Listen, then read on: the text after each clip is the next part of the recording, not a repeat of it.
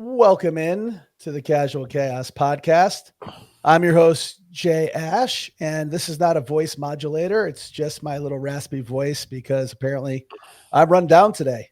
So with that, I'm here joined as always by my co-hosts, Jeff and Bubba. What's going on, fellas? Not much, man. Welcome back, Bubba. Yeah, How you doing? Yeah, sorry about last week, guys. I truly missed you. I'm doing great, man. I'm ready to rock and roll. We got some exciting fucking shit happening on this podcast today. It's going to be a banger. It's going to be a banger. So anybody who is reading the transcript via Braille, let me know how my voice sounds. Otherwise, follow us on all the socials at Casual Chaos Live. We did not do a live show this week, and it feels like we've been on some form of a hiatus vacation, and maybe we might even got let go, just not sure. But we are going to be back live at Glory Days this coming Sunday at 1:00. So make sure you check us out. If you're an avid fan of the pod, you know we're on YouTube at Casual Chaos Live. We're also Spotify, Apple, or wherever you get your pods. The live show is on YouTube and Twitch as well. So we hope to see you there Sunday. Get some tickets in via the Discord, Instagram, however you want to get them over. The more, the merrier. And we'd love to shoot the shit with you. So with that, as Bubba alluded to, we got a big show today. I don't know if anybody's heard about it in the sports world. This little thing called the college football playoff is going to be happening, and it's been just unanimous. The committee did a marvelous job, and there's actually no one's upset. No one's upset at all. So we'll cover that a little bit and go through our normal routine. So with that, producer Tyler, why don't we jump into talking tickets before we get into the college chaos? All right, what's going on, guys? We'll jump right into the college chaos because we got Nick here. Nick was betting with the Indiana Hoosiers on Saturday, so he was a happy man. He had the over in passing yards for Indiana Hoosiers, over 208.5. So that came in. Looks like that was an odds boost there on the Hard Rock. So nice little W there for Nick. But unfortunately, he was riding with Indiana on Saturday, and on Sunday he was a Bucks fan. So his parlay from Saturday night pays off, but Sunday afternoon was a big loser as Bucky Irvin got his rushing yards, but Baker didn't throw for 2 touchdowns. Baker also didn't record over 200 passing yards. I think like the 4th straight game of that, actually. And then the Bucks to win, and Emeka Egbuka to have over his receiving yards, which is about 40 yards receiving. So unfortunately, most of those didn't hit. Bucky had a good game. He's outside of the little hiccup, had a good game. Tyler, one could say that one play would have at least cashed 2, maybe 3 of those. Yeah, tough drop there for Emeka Egbuka. I'm sure he would like that one back if I was a betting man. Those guys don't like to drop those balls. That's some money he probably lost out on, would be my guess, because these guys get paid probably for especially as a rookie, hitting certain things during the season. So that's a tough one to drop and let go, and kind of the game too. It was like the play. Yeah, I was going to say that takes care of Baker's 2 touchdowns. That takes care of probably the Bucks winning. Yeah, and he gets at least close to his 39 or 39.5. Yeah, tough one there for Emeka. I'm sure he'll bounce back, but as a Bucks fan, you want to see that one caught for sure moving forward. He dropped a couple. He dropped a couple big balls the week before that too. He dropped a couple during that game as well. I mean, he's dropped. Yeah. He's definitely got some drops this year. So, again, hopefully he rights those wrongs. Mike Evans had a lot of drops, so maybe he can help kind of coach him through it. Mike's still as good of the numbers as he has. He does drop some balls, so maybe he can help him out with that.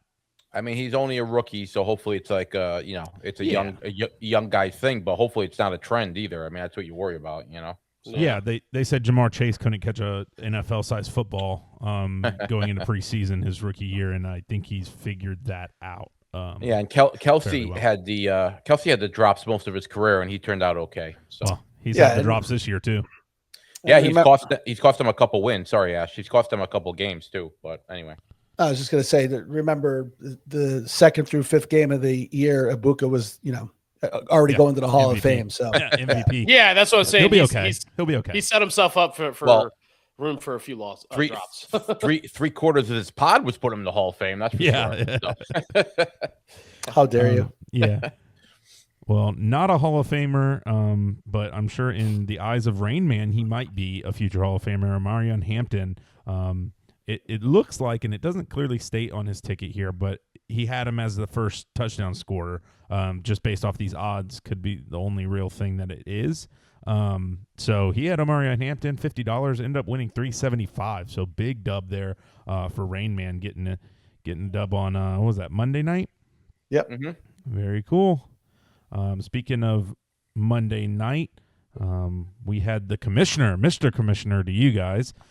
He had a nice little $50 6-leg parlay on Monday night as well, with A.J. Brown's receptions over 3.5, Devontae Smith over 3.5 catches, Omarion Hampton over 39.5 yards, the Eagles plus 3.5, Saquon over 64.5 rushing, and the over 34.5. So $50 parlay there, paid out $635 for Mr. Commissioner. Big win there for Mr. Commissioner. Nice. Big one, and out of his comfort zone typically with the betting amount. Yeah, he felt confident in this one. I would assume a lot of these were maybe alt lines that he just kind of brought down and got there, especially that over maybe. But yeah, good win. You take that. Plus 900. Beautiful. I love it. Barkley broke that big run. I mean, I think that's what did it for him too. Yeah, probably. Yeah, that and some catches probably were needed at some points. But yep, got it done. This one was one that I put in, and I might start a segment here that's calling picks and kicks. Both quarterbacks to throw an interception. That was the easiest bet in the world. Jalen Hurts threw 4. And then both kickers in the Monday night game to have over 1.5 field goals. This hit with about 12 minutes to go in the third quarter. So this was like the easiest bet of all time, apparently. Plus 1,300 on that one. Much different amount bet there. But good. I will take the W whenever I can get them. That's for darn sure. Picks and kicks, guys. You know, I'll start tweeting them out or something before the game so you guys can know what game's my picks and kicks game. That game was crazy last night, right? I mean, there were so many turnovers and so many field goals. I mean, that was insane. So yeah, Eagles are in a weird spot. I know we'll get to it, but weird spot. They're not in a great spot. They don't look good, and it's only a matter of time before that fan base hurts either the coach or Hurts for that matter. I mean, luckily they have a favorable schedule over the rest. You know, the last 4 games are pretty favorable for them. But and one could argue that won the Super Bowl last year. This guy would already be fired. Oh, they don't. Philly don't care though. They don't care. They don't. One could argue they haven't looked good really all season. Maybe first three, 4 games they look like they were just fine, and then it hasn't looked good since then. There's been a long 10 weeks since then, so that's a long time of not looking good though. And they won some games they shouldn't have won, to be honest. But. Well, if they go down 7-0 to the Raiders on Sunday, you'll be able to hear the boos in New York. For sure. So, all right. Well, good little talking ticket segment. I forgot to mention at the top. It is actually Tuesday. It's now a little after 8 o'clock, 8:12. We have a Bucks game in town on Thursday this week, so we wanted to move the podcast up to avoid any scheduling conflicts and those on this pod that may or may not be going to drink excessively at the game. So we snuck this pod in, and with that, we brought back our correspondent after a few weeks, some global travel, and a real problem with what took place with the selection committee. So for the college chaos, we're bringing in One Buck Ant to lead the charge here. So what the fuck is up, Ant? How long do I have? Let's go. As long as you. How long do I have? Start the clock. Bubba, you've known me for a long time, right? How long have you known each other? 6-7 years old, buddy. 15 years we've known each other? Long time. You guys are not 20. I'm a very simple man. Very simple man. I go to work. I put in my time. Friday turns around. I drink some beer. I watch some bullshit college football. Saturday comes around. I drink some beer. I watch some bullshit college football. Go to church on Sunday, and I repeat the whole damn thing. These guys are ruining this whole entire thing for me. These rich white guys who are in charge of Why do you putting gotta get together racial? What? Come on, you gotta get racial. these rich people in charge of this whole thing are affecting me way more than they should. I'm going to start with this, right? We understand that there's a lot of crazy stuff. There's a lot of interesting choices that were made. And I think one of the big talking points that people are saying is, why the hell are these G5 teams in there? I'm going to start with that. I actually don't have a problem with this, right? Like I said, I'm 30 years old. There's been a lot of years where there's a lot of coulda, woulda, shoulda G5 teams throughout my time, right? You got like Boise State, UCF, a lot of these teams who, if given the opportunity, who knows what would happen. Now, rules are rules, right?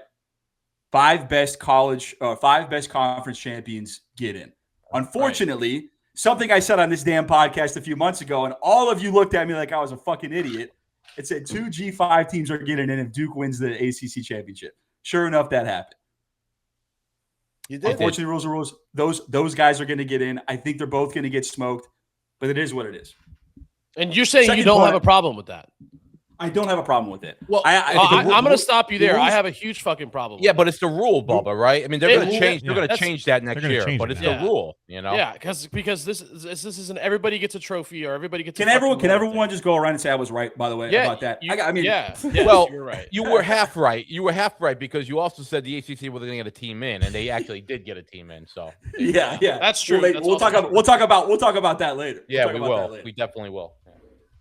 I don't have a problem with it. I think like the matchups are what they are, right? JMU, you got Oregon. You never know what's going to happen in that game, honestly. It's going to be a fucking no. Yeah, you know what's going to happen in that. That's game. what I'm saying. It's going to be a disaster. Yeah, I think so. JMU has a better chance. What's the line on that game? What's the JMU Oregon line? It's I like bet you 22. I'll It's take the points 22. there. I'll take the points there. JMU's going to. The only thing, the only surprising Oregon lost thing to that Penn would State happen is this year, if they guys. don't cover that spread. Yeah. What's the Tulane? Oregon did not lose to Penn State.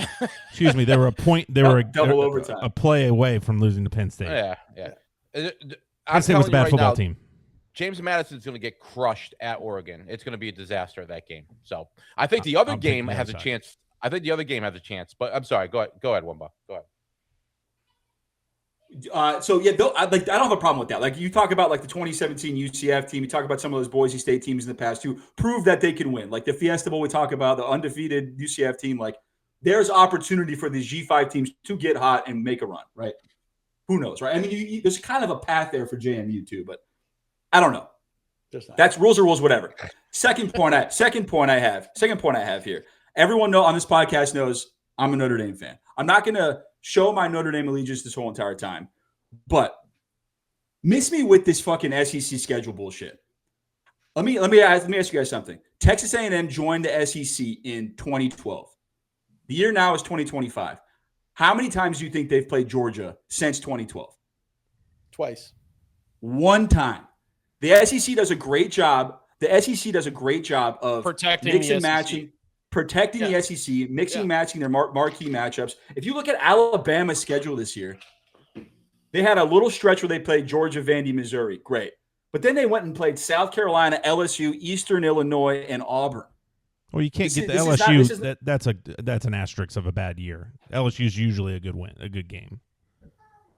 That's the problem with this. Is you got quick. You say it's usually, but so does every other conference. Indiana sucked 3 years ago. Now it's a good game. Well, Indiana didn't play anybody last year. Nobody complained about it. Really. Right? No, what I'm saying is, a lot of people complain. But they were one and done. So you can't just say because you're an SEC team that it's a solid fucking matchup. It's not. The SEC is not what they used to be with the NIL. It's just not. It's not. Right. So you can't handle the truth. Wait, to your point, though. Wait, to your point is it's not just the SEC; it's all these conferences because they're so big. I'm going to interrupt you again. Oregon joined the Big Ten. Oregon joined the Big Ten 2 years ago. They have played every single motherfucking marquee matchup in that conference twice over. They played the Ohio States. They played the Penn States. They played the Michigans. They played Washington. They played everybody. And that conference is bigger than the SEC. Right, but that's rare. Like Tyler just said, Indiana didn't play anybody last year. You know what I mean? This year they played a tougher schedule. I mean, it's just it's the roll of the dice. I'm agreeing with you. I'm not disagreeing with you. I'm saying the system is broken because the conferences The conferences are too big. Yeah. I just think that the SEC schedule was put on this fucking pedestal and is not what it used to be. The SEC used to be up here and everyone else was down here. It is not the case anymore. The SEC Are you has getting not that been from dominant. talking heads, or did somebody on the committee come out and say that? Is that what they waited on? No. And Alabama is 9-3, and they're in the playoff. They lost to fucking Florida State week 1. Florida State is 5-7. They suck. I know. So let's talk about that point, right? So basically, we're talking about Alabama versus Notre Dame. Is basically. I'm going to stop. I'm sorry. I'm going to stop. I'm excited about it. So I'm going to stop you one more time. So to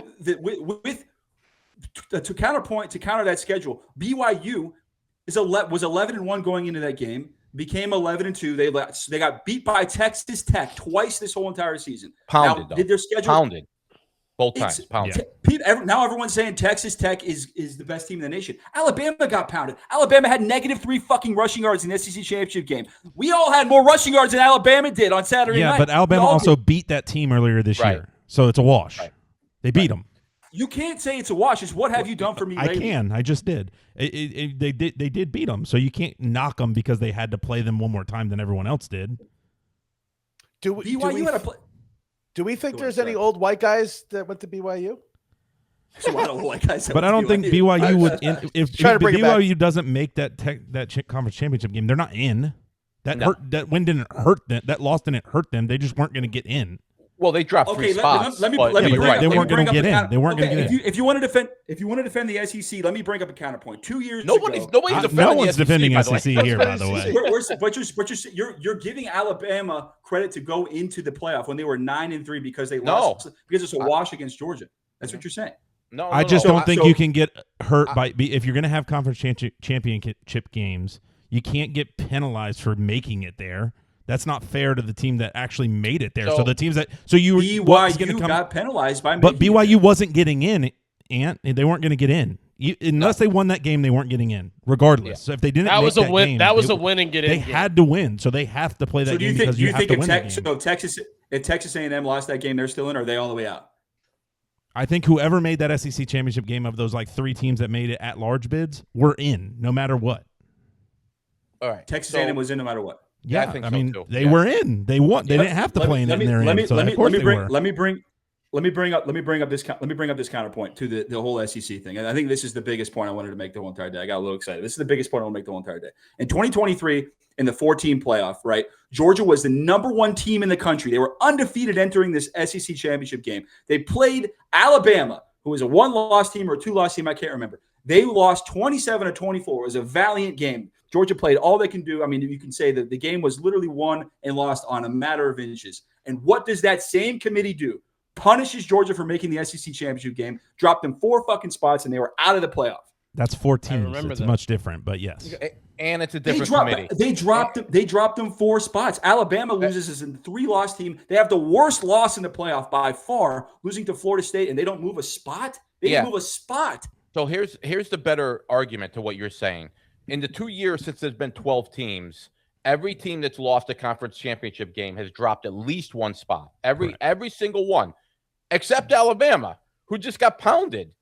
And not only did they not drop, but the week before that, they barely beat a bad Auburn team and then jumped Notre Dame, which made no sense. So to me, if you want to be a conspiracy theorist, to me that was all premeditated. They had them jump Notre Dame because by jumping Notre Dame, that meant then you could have Notre Dame versus Miami. Yeah. And once you had Notre Dame versus Miami, then you bring in the head-to-head, and that's how you then jump Miami over Notre Dame.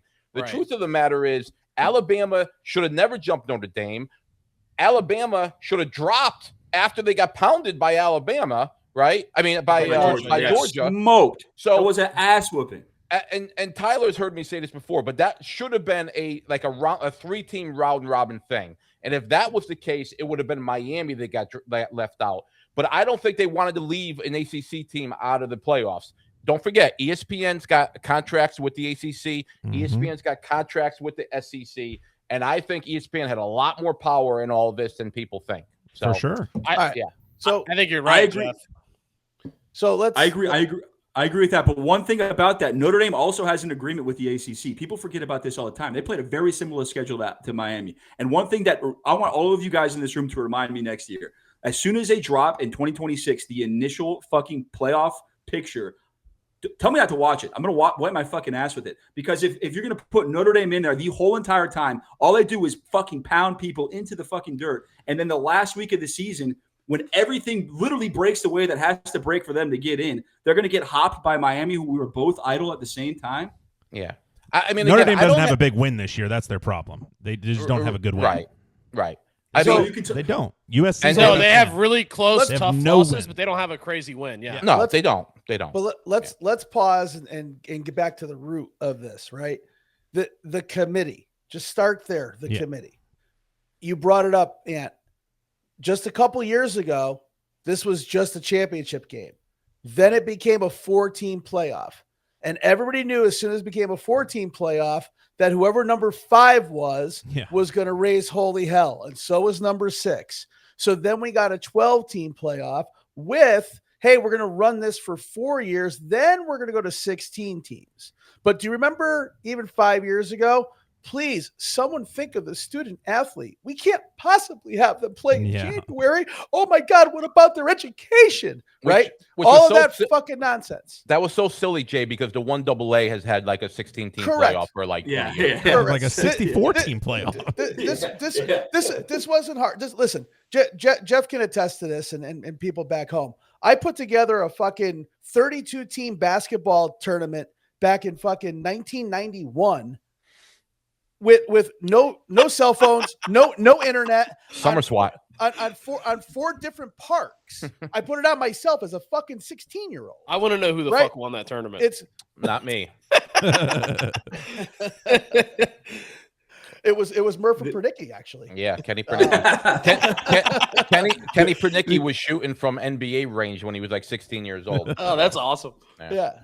The committee's the issue with all this stuff. The committee is the issue. These guys have never worn a fucking jockstrap in their whole entire fucking life. And the problem is they get into this meeting room of a continental breakfast. They don't watch football all fucking year. They pick 12 teams based upon whatever lobbyist is telling them to go in. It's all political. I can't stand it. They ruin the because playoff. I'm with you. If you ask any average sports fan who does watch college football or bets on it, they would have had Bama, Notre Dame, and Miami in the playoff. If you just ask straight up, not about wins or losses, just say, or if you watch these games, who would be in? Who's the better team? Bama's out. Bama should not be in. I don't think there's an argument for Bama in. Okay, so I'm going to go back to where I was going with this. So we're going to get accelerated on the 16-team playoff. That's going to happen. Okay, but this goes back to what I've been saying throughout this podcast all year long. We're only a couple years away from 60 teams migrating out. This is going to be a professional organization. The NCAA should not be running this anymore. This is big business now. And the NCAA is a nonprofit organization. It's supposed to be about education and scholastic sports. That ship is sailed. Nonprofits are the most lucrative companies in the whole world. Correct. But that ship has sailed a long time ago. This is a professional sport, period. Hard stop. Okay. With that, you should have a governing body that actually puts some real time into this and have a real system where you take the human element out of it and the kids play and you win and you advance, period. Not this, how do I feel in the morning? Who's calling me? Do I have a booster that's going to fucking, deposit something into a bank account? So the ACC is a perfect example.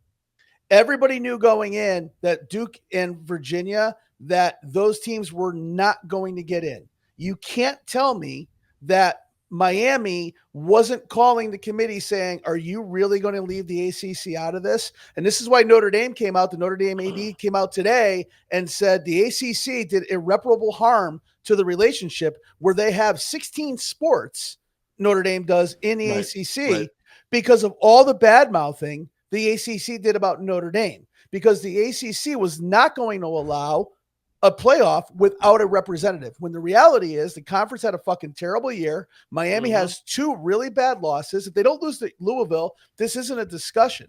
I agree with you on Alabama. I'm a Bama fan, and I don't think they should be in because I'm one of the few people that I don't care if you lost your conference championship game, you lost your fucking conference championship game. Yeah, it fucking matters. Or don't play it. Right. No one needs not play it. You won't get no one you can't not play it. No one needs to Okay, replay play it. the Just sit all your college football starters. It preview. doesn't fucking matter. It's called win to get in, not get there to get in. So the Right. winner should get in. The loser, it should matter that they have 3 losses. Okay. Right. Now let's get to the Power 5, Ant, like you're talking about.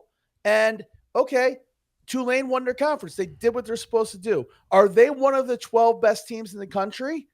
Probably not. You know how we know Hell that? no. Because there's a Definitely not. ranking system that says they are not. The strength of schedule says they are not. But they did what is written. And so Yes. it goes back to the committee in a fucking hurried state 2 years ago, put some bad language together, and they can't back their way out of it. And instead of somebody saying, hey, we need to stop this now Yes. and actually redo the language, and it makes sense for everybody. But the reality is, it is time for the NCAA to admit that they are not a nonprofit organization. Get the fuck out of the way. Let a private equity group or a private entity come in, run this the proper way, and call it what it is. It's a professional sports. You have people making millions of dollars. You have coaches getting paid $100 million. Right. You have Okay. TV deals that won't be a problem. This is not college sports anymore. Right. And just admit it and let's fucking move on. I don't disagree with anything you just said, but no matter who is running this thing, there's going to be criticism. I mean, Yeah. look at the NFL. There's criticism in the NFL. You know what I mean? It's Yeah. a completely different thing. So no matter who ends up running this playoff committee, it's going to be a problem. Yeah, you know? it's just got to get away from The criticism in the Ruined it all. NFL is different, though. It's about officials and maybe schedules, but it's not win losses, who's in, who's out. Well, that's because they have a clear. That's what Right. that's what the NCAA is going to come to at some point. There's going to be divisions just like the NFL really is, and it's going to be like the SEC is one of those divisions, and you have to win that division to get in the top. And there's a wild card. It's going to be like yeah. it's So- what I wanna Jay's say saying, one just thing in about with Notre different Dame. words. Yeah. You I gotta gotta make say it like one the thing NFL. about Notre Dame before we go. Something that I forgot.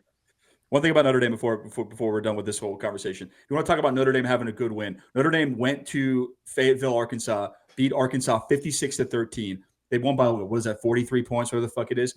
Arkansas had one possession games the entire year with the rest of the SEC. They had one possession games with Texas A&M, with Texas, with Ole Miss, with literally everybody. They proved that they can go to the SEC and beat. They're 2-10. But look, Right. but He's look at right, though. Arkansas. If you Yeah. talk about matchups and stuff, I can be on my Notre Dame, high horse the whole time. It's the inconsistency with the whole thing is what frustrates the hell out of me. And the Miami flipping Notre Dame when they were both idle might have been the right move. I'm not saying it's wrong, but why would they do that 4 weeks later? Why even put out a poll in the first week in November that says Notre Dame, if Notre Dame wins out convincingly and covers every spread, they will be in, which is exactly what Notre Dame did. Yeah. Now but I say all this. I have a ticket, $50 to win $2,000 on Jeremiah Love to win the Heisman. I don't care about the committee if they make it right in the Heisman Trophy ceremony. That's not happening either. That's not going to happen. Burn that $50 there, bud. I mean, he should win the Heisman, but he's not going to. Let's do another fun exercise real quick. All right. And I'll just lead with the SEC. Okay. Vanderbilt plays Tulane neutral field. What's the line? 14 minimum. Okay. Minimum. Vanderbilt. Nah, that's a little high. But go ahead. And that's another team. Sorry to interrupt. That's another team we're not even talking about is Vanderbilt, 2-loss SEC team, who probably should also be ahead of Alabama. They probably should. Vanderbilt versus James Madison. What's the line? 20. Yeah. Okay. Swap that out for Texas now.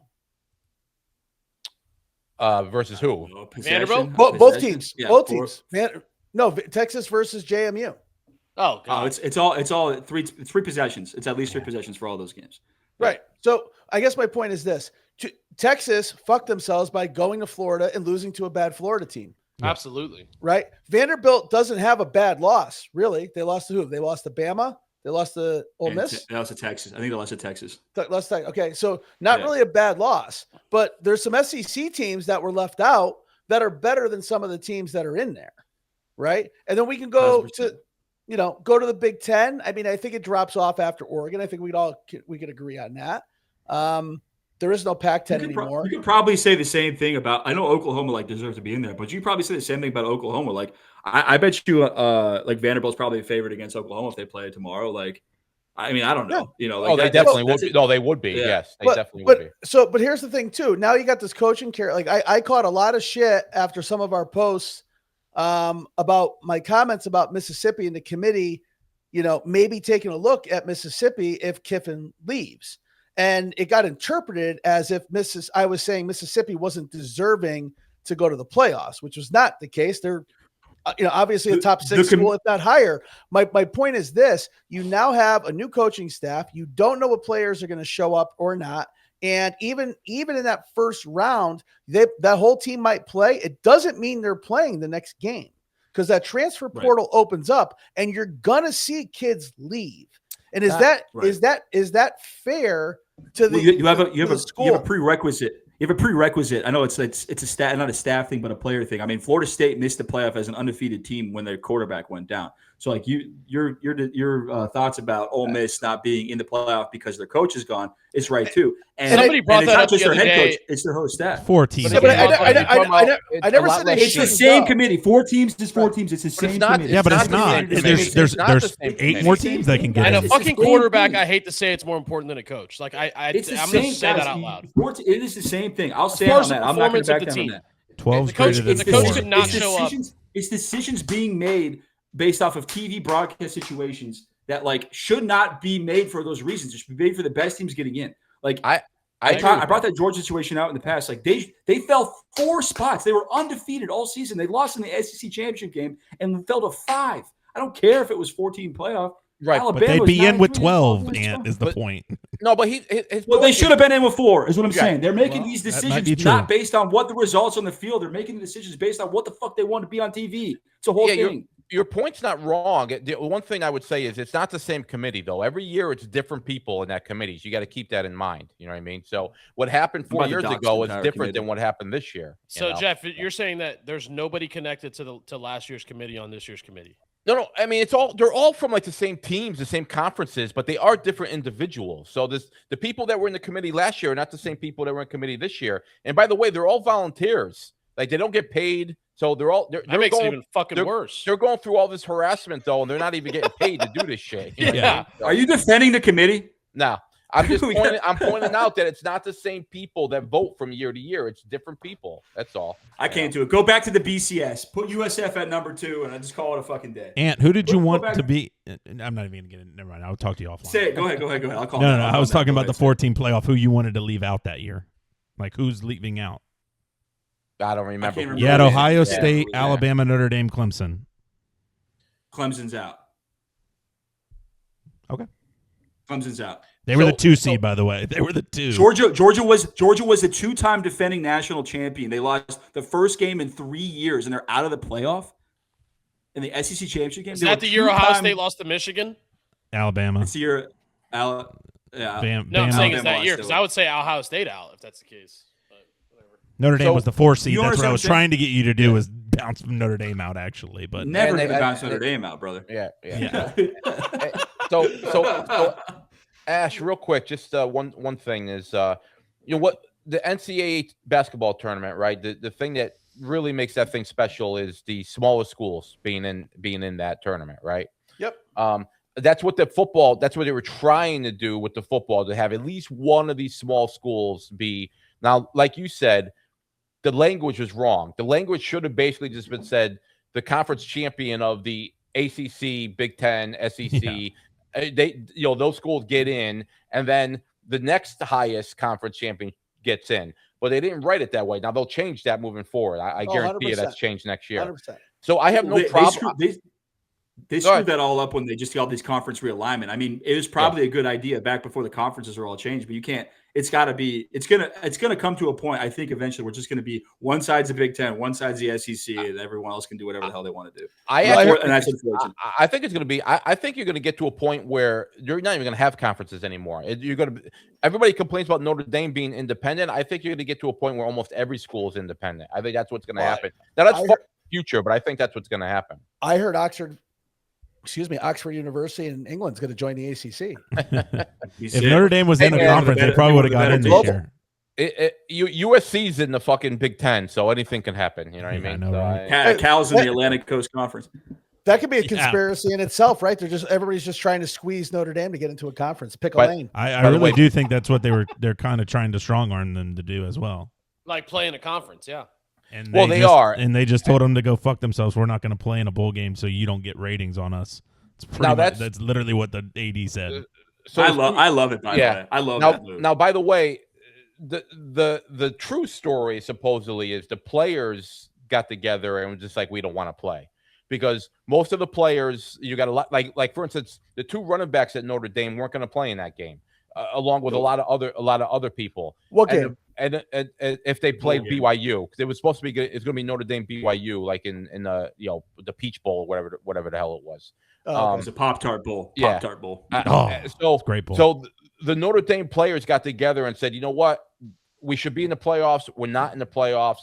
If we're going to have only half our team playing in the fucking Pop-Tart Bowl, Sure. we're not playing. We're not playing. We're not going to go and like half represent who we really are. And the players decided they didn't want to play, and the school was behind them. So that's why they backed out of the bowl game, supposedly. But anyway. Also, I want to just have a quick announcement. Nobody watched the college football preview of the show. I said the ACC is the best conference in the nation. And Hey, they got a team in. They got a team in. It might be the only higher seed that actually wins the game. Ant, how dare you? It was our highest rated show of the year. No, the second highest. Go Second back and highest. watch it. Go back and watch it. So real quick, did you guys hear that this stuff is kind of leaked out, but there's going to be like new rules next year that Notre Dame, if they're in the top 12, they're going to automatically be a playoff team. Have you guys heard this? And they're also they are, and they also are basically, like we just talked about, they're also going to basically say the conference champion of the Power 4 conferences are going to get in automatically too. Now, what that's going to do is that's going to force these conferences to like rewrite their rules about who plays in the conference championship. Meaning Duke would never play in the conference championship. Bring what back they're going to do divisions. but why are they treating the college football like a petri dish, dude? It should be structured. It should be a science project every year. They change it every year. You know why? I'll tell you why though, because you got, as you just said, you got the Big Ten and the SEC who are obviously extremely powerful, right? But they don't agree on anything. Those 2 conferences don't agree on anything. So there's no way to like get anybody to like have an opinion that everybody agrees with.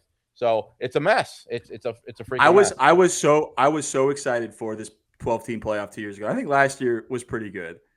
This year was terrible, and I honestly want to go back to the BCS. It's not even a joke. Like I think it was so much better.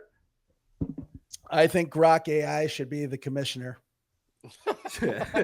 By the way, we should point out that Notre Dame would be I think either the 4th or the 5th favorite to win the championship if they were in the playoffs, and We'll turn this to a Notre Dame podcast if you want to. I don't mind doing that. Well, let's shift gears a little bit, because as much as you just said you were looking forward to the 12-team playoff, let's not kid ourselves. You'll be watching the games. You'll be betting on the games, right? Oh, yeah. Hell yeah. So with the exception of maybe Oregon, James Madison, and let's remember that Tulane already played Mississippi this year and lost by 30 plus.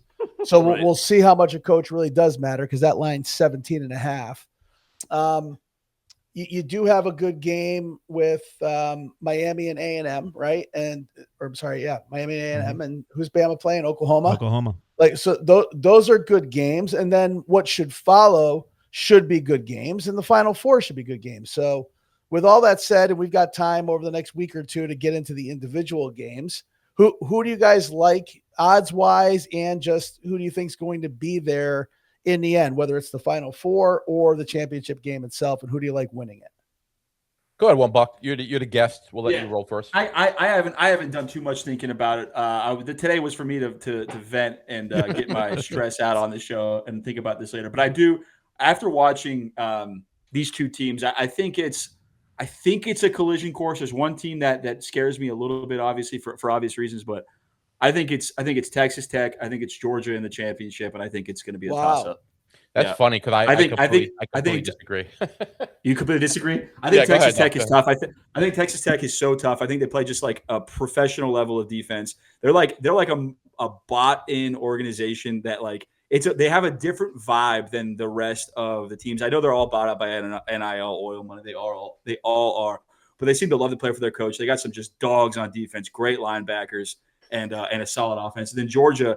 I mean, Georgia's been rolling. I mean, Gunner looks like one of the top tier quarterbacks in the country recently, and they have a strong run game. Defense is strong too. They got NFL talent all over the place. I think the Big Ten was a little bit overrated this year, very top heavy.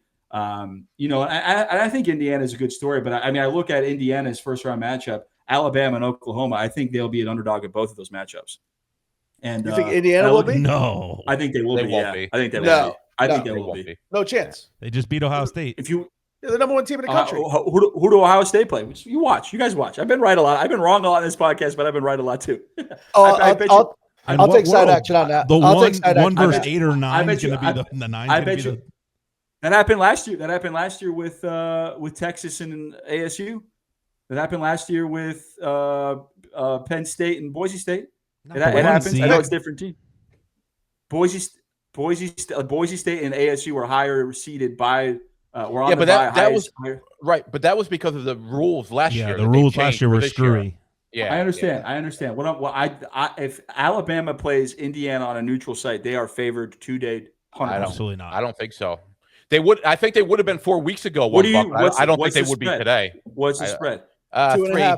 Yeah, 3 points. Say 3, 4. Yeah. You guys are acting like it's crazy. They're a 3-loss team, and they're a 3-loss team versus the Heisman and the undefeated. What I'm saying is, it's a bad matchup for Indiana, whoever they face. I think Texas Tech has the clearest path. They probably play Oregon, who's not great, and they probably play Indiana, right? They probably play Alabama. I don't know. I'll let you guys talk, but I like Texas and Georgia, and it's a coin toss in that game. Texas Tech, sorry, in Georgia. All right, Bubba, go ahead, Bubba. We'll let you go next. I'll just get to the championship game. I think Indiana, Georgia. That's what I think's gonna be there. I think Georgia's gonna win it all. That's my pick. If I had to pick one, if Georgia gets upset by Ohio State, I think Ohio State runs the table. So I think the winner's coming out of that bottom bracket. Okay. Well, I'll go next. I think the whole bracket's going to be chalk for the most part, except for maybe Oregon, Texas Tech. Texas Tech may end up losing to Oregon in that round. But ultimately, I really think we're going to get a rematch of the Big Ten championship. I think it's going to be Indiana versus Ohio State. Not exactly sure who's going to win. Their odds are very similar. They're both like plus 240, like around that, in that area. So, $1 to your point, I don't like Georgia. I personally don't like Georgia's offense at all. And as far as Texas Tech, I don't really like their offense either, to be honest with you. I mean, I know they put up 30 in this past game, but I'm going you're saying the Big Ten is overrated. I think the conference as a whole was overrated, I guess, because they were so top heavy. But I do think the two best teams in the country are Indiana and Ohio State. So that's where I'm going. Well, they would have to play each other, right? Or no, they wouldn't. No, they wouldn't. That's right. Right. So consensus: Ohio State's plus 237 to win it. Indiana's 262. So 1 and 2 is flipped there. Georgia's plus 550. Oregon's plus 774. Texas Tech's plus 847. I'm not going to read the rest because I don't think anybody has a real chance. I think Oregon Texas Tech might be the best game of the playoffs, and it's not going to be the championship, right? And if you're Indiana, I think you want to play Oregon again because you've already done it. I think Ant's take is right with that Texas Tech defense.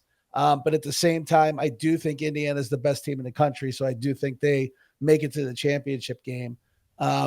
I think Georgia has the easiest one game to get in. If for some reason Tulane was to upset a Mississippi team, because we don't know who's there or not, they obviously smoked them. But I don't think Mississippi can hang with Georgia on a neutral field in that situation with the backup coaching staff. I just don't think Charlie Weiss Jr. is ready to call that game versus Kiffin. And I just don't believe the players are going to be 100% into it. I just don't. So that's an opinion. Did you see the recent Charlie Weiss Jr. news? What's that? He's not. He just got hired as OC at USF. There you go. There you go. So you got. Hey guys, go do it for me. for 60 minutes because I'm fucking out of here. Yeah. Woo! Damn, USF's got some fucking dogs, boy. Dogs, I know, dude. They're stacking it up. If that quarterback stays, dude, we might get in as the number 12 team. I think Miami and A&M is a good game. I wouldn't be surprised if the U actually comes out and then they get boat raced by Ohio State. I agree with that. Both those statements. Yeah. And to Jeff's point, I just don't think Georgia's offense has enough to get past Ohio State. So I also have the rematch, and I'm going to take Indiana to run it. I just think that team's a team of, dare I say, density. Can you imagine if that actually happens, though? Like, is Kirk Cignetti, is he the greatest hire of all time? I think he already the greatest hire of all time. Not of all time, but he's the greatest of like the past 5-10 years. That's for sure. I think if you ask him, he'll tell you. Yeah, that's right. Yeah, for sure. Indiana was nothing forever, and he gets hired. He talks all this shit, has these big press conferences, and has him in the Big Ten championship playoff both years. Like, dude just wins, and it's pretty. I mean, it's pretty incredible. I think it's one of the craziest stories, and we're taking it for granted that Indiana is the favorite to win the championship. And you think Alabama's favorite against them? I do think they are. I do. Yeah. I hope Indiana wins. I mean, I'm rooting for them. I'm usually not like a big underdog guy. Like I'm usually not. I usually get annoyed by like people like rooting for the underdog. But I hope Indiana wins. I hope they do. So now again, they're the favorite to win or the second favorite to win. But in the public side, they're still the underdog. You know. I sleep on Texas A&M. Yeah, I'm worried about them. Good boy. I think they lose round one. Yeah. We'll get into that. I think Miami takes that. By the way, BYU has taken the lead in this game. So people were paying attention. I'm paying attention. Yeah. I'm paying attention. All right. So, we gotta talk about Army Navy this week too. Give me Army in the points plus 6.5. I appreciate it, boys. Thanks for your time. It's fun as always. And we will talk hopefully next week. We'll do some previews and then we'll get into this shit. I want you to come back with next week's picks, but I also want you to come back with if Notre Dame was playing in the game, what would they do? I'll set a spread.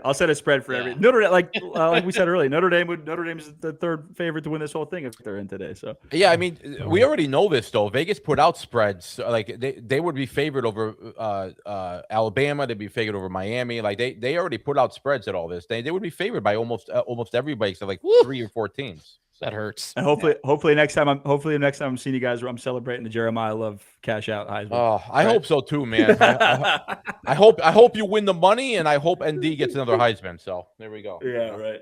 Appreciate it, boys. I'll see y'all later. All right. Thanks, $1. See ya. Gotta love the passion. Was he banging on the table? He got mad. He got mad because we were all talking, so he wanted to shut us all off.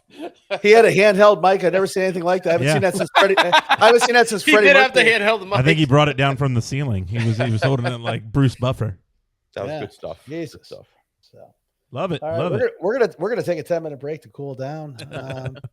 So do we want to touch on the NBA Cup or college basketball before we get to NFL? Let's just move right into the NFL. Well, college basketball, I mean, again, selfishly, you and I are going to be watching UConn, Florida today. That's a nice game, you know. Yep.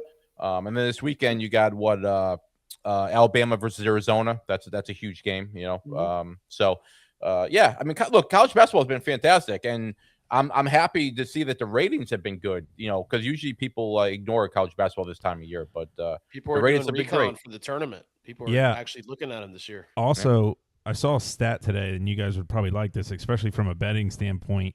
I believe the last 21 champions, the NCAA tournament champions, have been in the top 12 in like this week's rankings. If you're in the top 12 in the last 21 years, a team in that top 12 has won it. So take a look at you got Louisville in that, you got Alabama in that, and obviously the big dogs that are playing well right now. But from a betting standpoint of trying to hit a future, I know you guys are going to be on UConn. It's going to, odds would say it's going to come within those 12 teams. So you just narrowed it down from 64 to 12 if you believe those stats. Yeah, and if you're a KenPom believer, pay attention to his top 10s. The teams that are in the top 10 offense and defense usually end up winning the title. So, yeah. I mean, look, man, I do think that this year there are more teams that could win the championship than there have been in recent years. I do believe that. Because usually you can narrow it down to like 4 or 5 teams. I think you could get to like 10 if you wanted to be, a little optimistic. So it should be a really good season. I'm looking forward to it. There's some exciting games too. I'm watching that Florida UConn game too. For sure. Yeah, nice. That was a sick dunk by. That was fucking nasty. Yeah. By the way, Ash, that was the cover too, and the kid from Clemson came down and hit a 3. He got up there. Yeah, it's crazy. Reed is playing tonight, Ash. By the way, which they're going to need him because this is another team that has a great front court. So yeah, I took them laying the 3.5. So yeah. But all right, I will spoil it. Bragging rights kind of hinges on this game for me. So we'll see what happens here.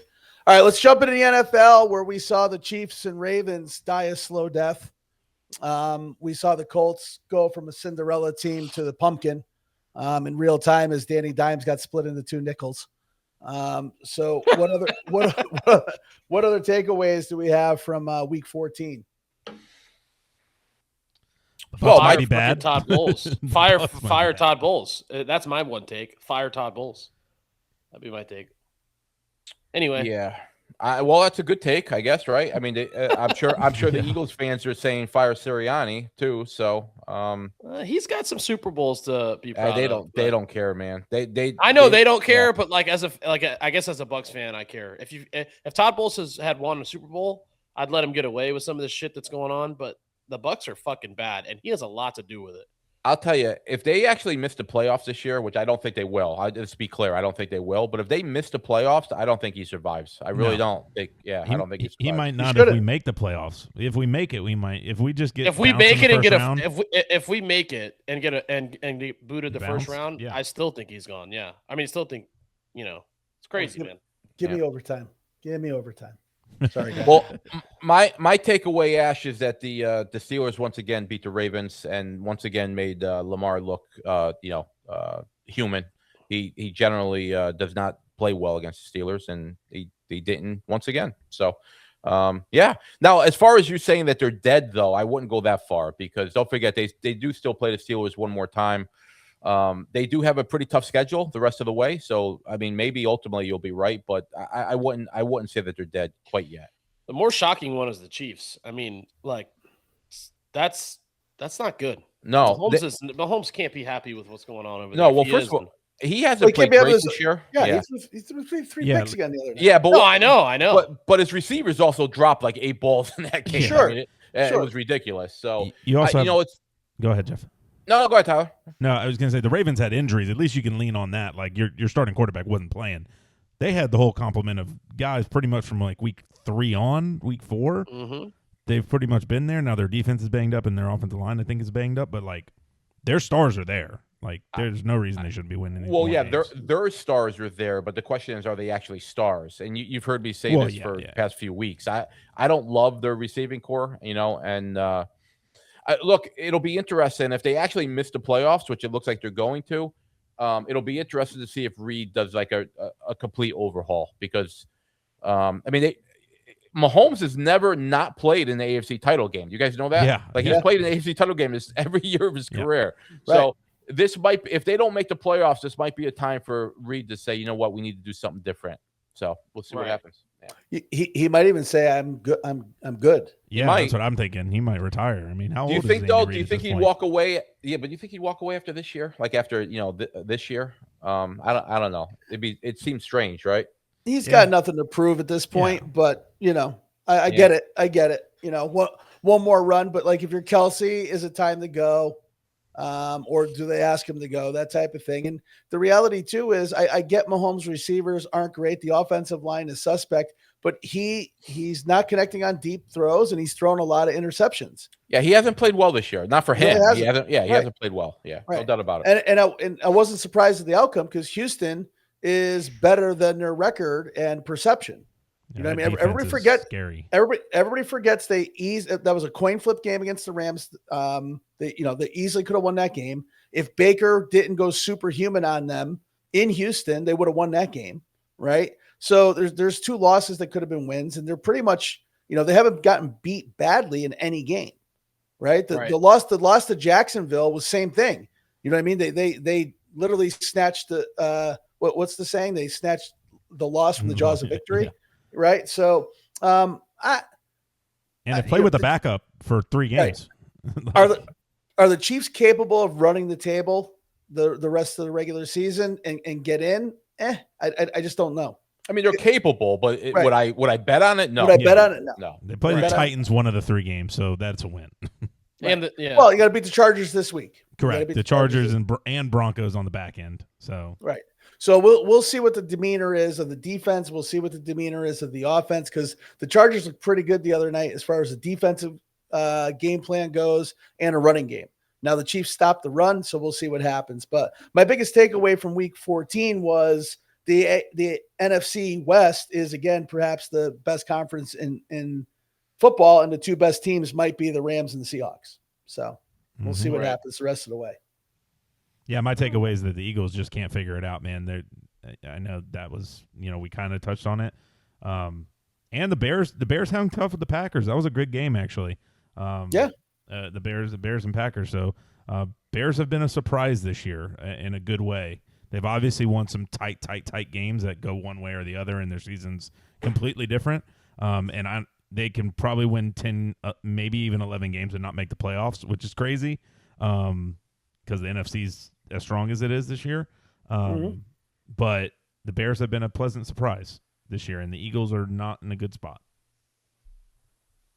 Yeah, no, they're not. What is BYU doing there? They brought the ball all the way up court and took timeout with 1.3 seconds left. Oh my God. Yeah, what they're doing is somebody said, "Coach, we're laying 5.5." He said, "You got to go to overtime." Yeah, we got to go to overtime. Okay, good. Jesus. Maybe. Perhaps. All right. On that note, with Philip Rivers coming across the scroll on the practice squad, Dude, the guy has not played in over 4 years, and they're bringing him back. You know what's funny? I saw this story today that he's running the same offense in high school that they're running for the Colts. So, so you got to bring him back. Well, no, but the point is that there's not going to be like a learning curve. It doesn't mean he's going to play well, but at least he knows the playbook. So, you know what I mean? So, yeah, see what happens. There is a learning curve. It's remembering that you're 44 when a giant human being is running really fast at you, and you go, "Fuck!" Everything that you guys just said. Holy shit! He hit the fucking shot.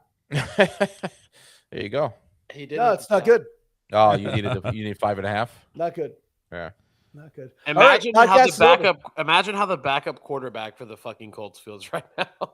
Well, they've been he's hurt. They've been He's hurt hurt and shit. That's why he's hurt. coming in. It's not just they don't have another backup. We got Teddy they're all Bridgewater hurt. and fucking. they're all hurt. They got Leonard, who has a knee, and Anthony Richardson's still on the IR. Yeah. So those are the 2 backups. So Brent Rippon is the practice squad guy, and he is the starter right now. And that's why they brought Rivers in, because they need a backup. Fuck it, man. You got to live and die by Rippon. You can't bring this 44-year-old they're back. going to die, by the way. And They're not going to win the game either way. They have a tough schedule too, like the rest of the way. Yeah, they're not going to make the playoffs. They were the best team in the league 3 weeks ago. They're not going to make the playoffs. The Steelers ruined them. Ever since the Steelers game, they've been a disaster. So do with that what you will. All right. My enthusiasm's gone. Let's get into the categories. Good week last week, or similar week to the week before. We'll bounce back though. Good week for you. Yeah, I'm seeing the board well, Jeff. Seeing the board well. You want to start with locks of the week? I'll start. I got one that I might even buy points the other way on, but my lock of the week's the Pats plus 1.5. At home, weird line to me. Like, they're at home. They've been a good team pretty much all year. They beat this team on the road last time they played, but they're getting points. Seems strange to me. So I'll go the Pats plus 1.5. I'd probably buy it to like the other way of minus 1.5. And you won last week, right? Yes, I had the Rams -8, and the Rams just shellacked. So and again, I'm not saying that I agree with this, but I think the only thing about the Pats is they like you said, they beat Buffalo in Buffalo, but that was a long time ago, right? Yeah. Otherwise, they haven't really played a tough schedule this year. So I think a lot of people aren't a believer in them quite yet. Anyway, so correct. Since I'm yapping, I'll go next. I got the Steelers -3. Believe it or not, being a Steelers fan, I haven't taken them all year as far as like the lock of the week. So I actually really think they're gonna pound Miami. I say pound on a curve because for the Steelers that means winning by like 10 points. But I think they're going to win easily in this game. Last week, let's talk about this for a second. Last week I had Denver -7.5 against the Raiders. Okay, did you guys see how that game ended? By any chance? Shenanigans, Jeff. I did not. I saw Portnoy's rant. I know that. Shenanigans. Oh, I did see that shit. I did see that, Jeff. Sorry. Yeah. So for those who don't investigate, know, investigate. They were up by 10, and the defender for Denver smacked the ball out of the hands of the Raiders receiver after the play. He got flagged for a delay of game, which is the correct call.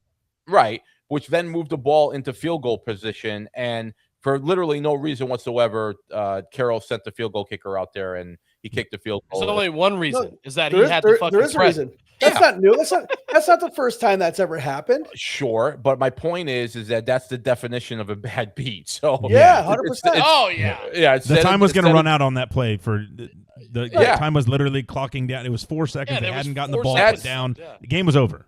That's my biggest issue. It's not necessarily with Carroll. It's with the guy who smacked the ball out of his hand. So instead of Denver winning by 10, they won by 7, and my -7.5 was a loss. So Jay, real quick, you're saying Pete Carroll's done that before? No, other coaches. Other coaches. Other coaches. Okay. Other coaches have done that before. It's that's not new, and that's the thing. People are paying a little more attention to gambling. It's why idiots like us have this podcast now.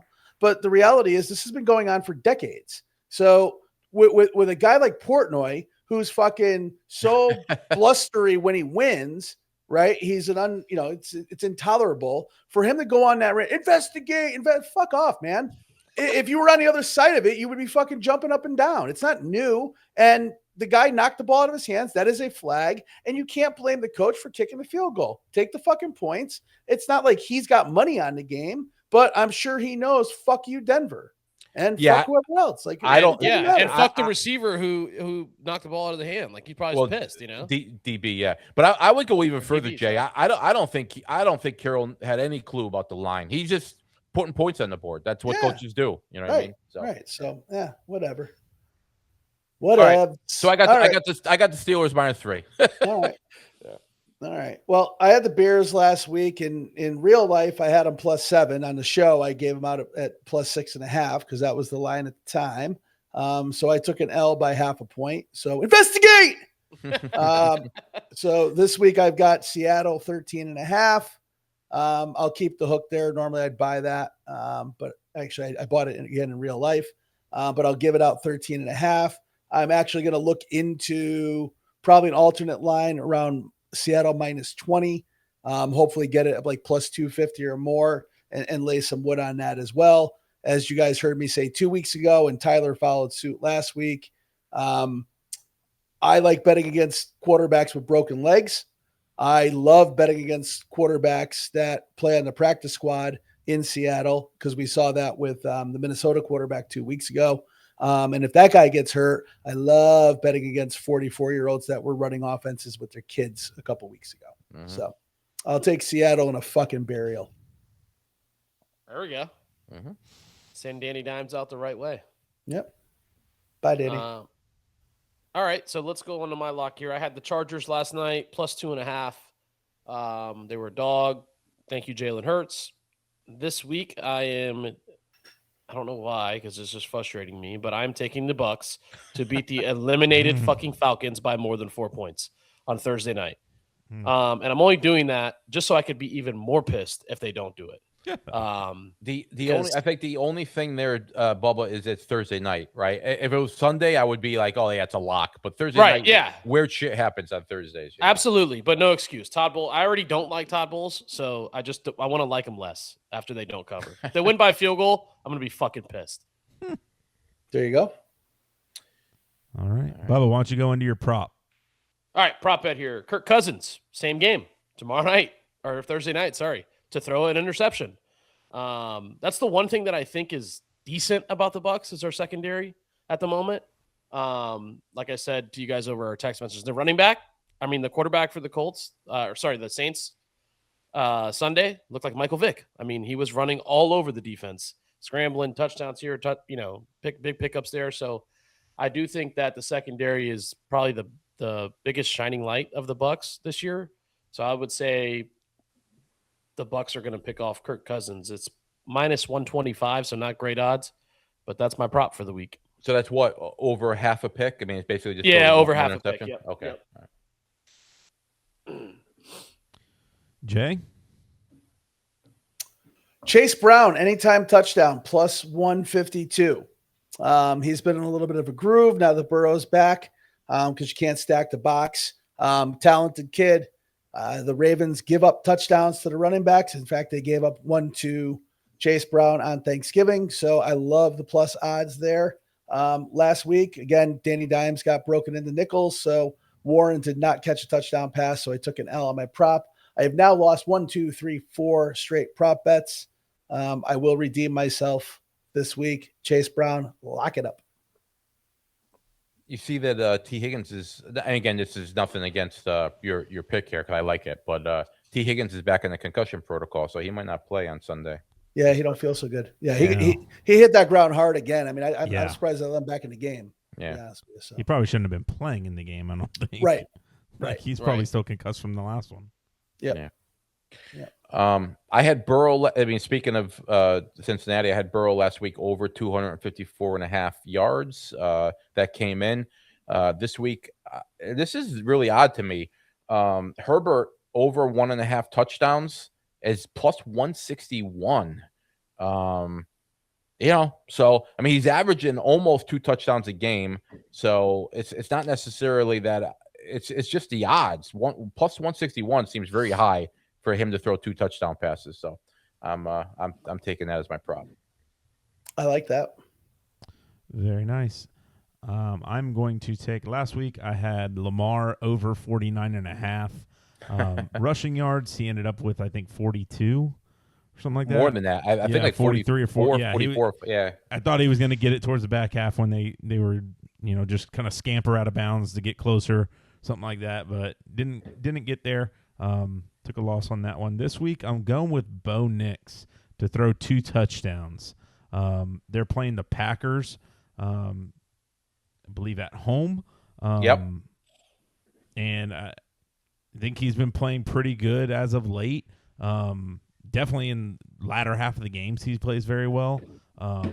So I'm looking forward to Bo Nix getting 2 touchdowns there. He hasn't had one since the Texans game, which is kind of crazy. So it's kind of due for one. So I'll have him throwing 2 touchdowns. And that's plus 125. That parlay, that 4-leg parlay there, if you bet $10, will pay you out 208. So just under 20 to 1 on that bet there. Not too shabby. No. Who wants to lead off with the dog? Well, I'll go because it leads into what Tyler just talked about. I have Denver at home as a dog. I mean, I like Green Bay. You guys know that, but Denver plus 114. I'm taking that. If the game was in Green Bay, I would probably take Green Bay as a favorite. But Denver at home, I'm taking Denver. So plus 114. Beautiful. Oh, last week I had Bengals plus 220 and they ended up losing. Great game, obviously, with Buffalo, but I got the L. So crazy. Very nice. Jay? I'll jump in. I had Denver circled originally, and I backed off because the plus 114 just wasn't juicy enough. I just felt I needed to do a little bit more, and even though I'm again losing 2 straight, the Jets lost T-Mobile early in that game last week, so I never really had a chance. I'm going with Detroit on the road, actually, here, plus 200. 2 reasons.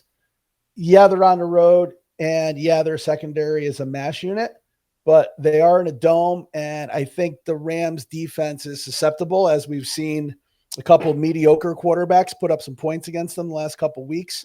So I think it could be a shootout, and it's going to come down to who has the turnovers. But more importantly, the Rams have a divisional game against Seattle on Thursday night. So it's a classic old school Alan Wayne Root look ahead game, if you will. That those older people listening might know who Alan Wayne Root is. But when you're in the situation, taking the points, I love Detroit, but I'm going to take the money line. Hopefully they're just looking ahead just enough because that game is essentially for the division and possibly the 1 seed in the NFC. So Detroit's not a slouch, so they're not going to take them lightly. I just think they can steal that game with the offensive talent they have. So I'm going to catch 200 there and go 2-1 and see what happens. I like it. Mm-hmm. All right, my dog this week. Let's start with last week. So I had the Titans.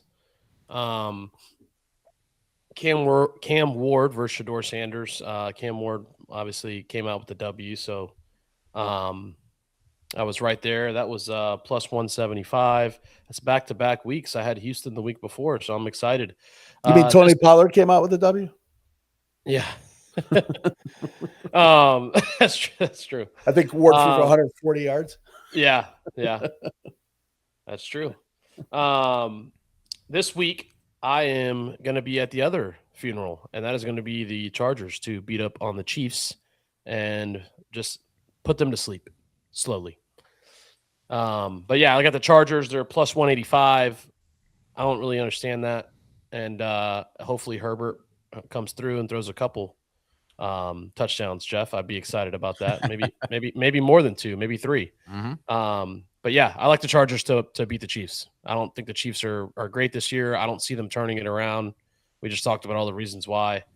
But yeah, go Chargers. Very nice. I'm coming off the 4th straight week in a row getting a W in the underdog column here. Let's go. I had the Jags last week minus 105. I think it was. That was a weird line. Dog at home. Took care of business. I'm flipping that on the Jags. The Jags play the Broncos next week in a big game probably for them, for the division, for making the playoffs, all that kind of fun stuff. So I'm going to take them looking ahead and not paying attention. They're playing the Jets. The Jets are not a good football team. I don't think they have a starting quarterback. I'm just taking a straight look-ahead game, and I'm trying to call a shot here. I really want to take the Raiders to beat the Eagles, to put the final nail in the Eagles, just like they might literally fire people after that for them. But I won't do that. I'll take the same odds pretty much, but I'll take the Jets. I'm going to call the shot that they have a look-ahead game here. And I think that you could get a Trevor Lawrence 4 or 5 pick game, and it just get weird on them quick. So I think they're like 12-point favorites, though. So my reign might come to an end, but I'm going to take a shot. Yeah, you're going big. I like it. Take a shot. I like it. Fuck it. Plus 5. Yeah, that's the game to do it, though. Go Jets, baby. I like it a lot. He's 9-3 on the year in the underdog category, so why doubt him? Yeah. Tail. Yeah, we'll see. We'll keep it going, hopefully. So, by the way, we were talking about that BYU game earlier. They were down 22 at halftime and ended up winning. That's their biggest second half comeback in school history. So, wow, that's crazy. Yeah. And that bet right there, if we hit that juicy one money lines, that $10 bet would pay out $1,234. You're welcome if it hits. Let's go. That's the underdog money line? Yeah, that's Jets, Lions, Broncos, Chargers. Okay. I mean, that those odds are mostly because of you, but we'll take it. Yeah. The one that's not going to happen is the reason why it's so high. Yeah, you never know, man. Never know. It's upsetting. Well, I had a 3-teamer with Paulo getting 19.5, the Magic winning, and Wendell Carter having a double-double. 2 of those 3 came in. Paulo had 18 instead of 19. So that's rough. Things that aren't upsetting. We got a bragging rights winner this week. That's what I'm talking about. How about that shit? I don't know if you guys even want to go into yours, Bubba and Jay, because we got. I don't. Let's just talk about the winner. The champ of the world, Jeff, right now, living on the high. We needed one of those, man. Oh, shout out to Jeff. Bad. Yeah, needed picked it up bad. my second W of the year. I think this is our 6th total, which is kind of sad, but there's 6 between the 3 of us. So I have 3 of them. Yeah, you got 3, I got 2, and Bubba, I think you have 1, right? You have 1 or 2, yeah, Bubba? I think I've got 1, just 1. Yeah. So we got 6 altogether. Anyway, I had the Lions minus 3.5. They covered. I had Dak Prescott over 269.5. He covered. the game over 54.5 that covered pretty easily. And Jahmyr Gibbs, 2 touchdowns. I mean, that's always a dangerous bet, right? 2 touchdowns, but he ended up with 3, so that covered easily too. $25 bet, paid $287.50. So woohoo! Beautiful. Yep. Well, Good Jeff, for why us. don't you just go right into your bet this week since you're the hot hand here? Let's let you have the floor. All right. Well, I got UConn, who's about to tip off in 10 or 15 minutes, minus 4.5. Good news is that Terrace Reed, their senior big man, is playing tonight. He's missed a few games because of an ankle injury. Knicks Raptors, which I believe is just tipped off, over 226.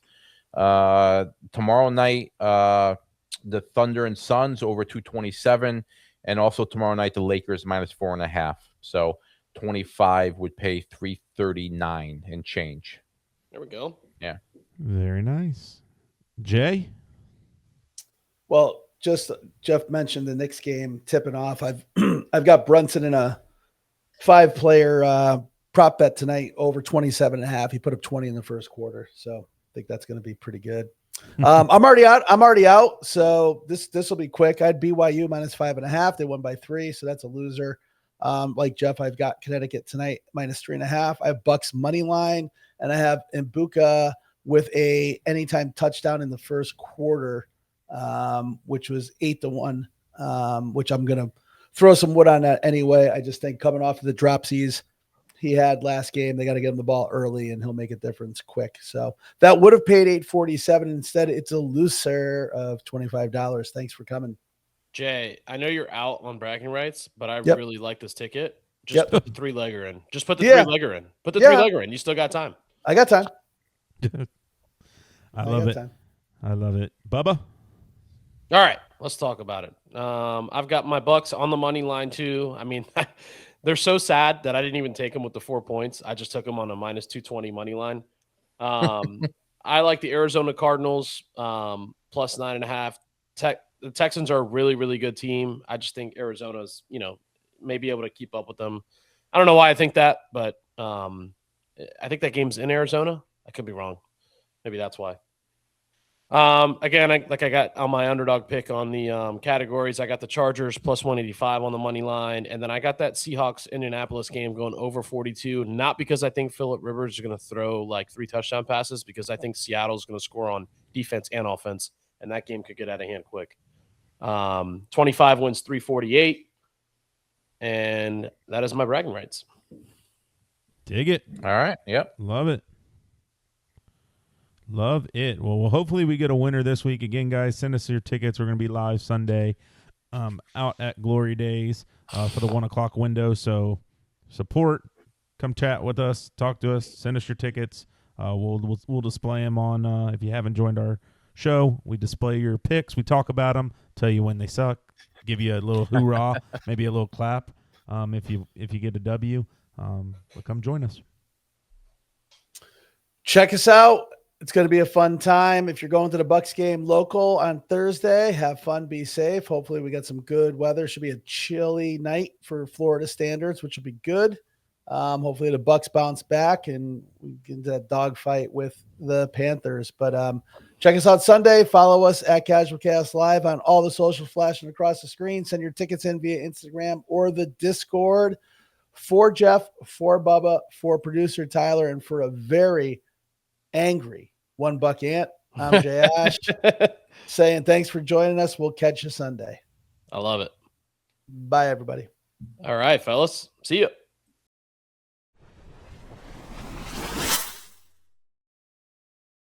Hi, everyone. This is Jay Ash, one of the hosts of the Casual Cast podcast. Podcast you are about to listen to discusses gambling and wagering on sporting events. Please be advised the gambling and sports wagering content during this podcast is for informational and entertainment purposes only and does not constitute financial or gambling advice. Sports wagering involves significant risk. If you choose to gamble, please do so responsibly and only gamble with funds that you can comfortably afford to lose. All opinions, wagering tickets discussed or implied wagers on the Casual Cast podcast are not guarantees to result in financial gain. You must be 21 years or older or of legal gambling age in your jurisdiction to participate in sports wagering. Please verify the gambling and sports wagering laws and regulations within your jurisdiction prior to placing bets. Listeners are solely responsible for their own wagering decisions and outcomes. If you or someone you know has a gambling problem, help is available. Call or text the National Problem Gambling Helpline at 1-800-GAMBLER. That's 1-800-426-2537. We encourage everyone to engage with sports betting responsibly. The host and the Casual Cast podcast assume no liability for any losses incurred as a result of listening to this content.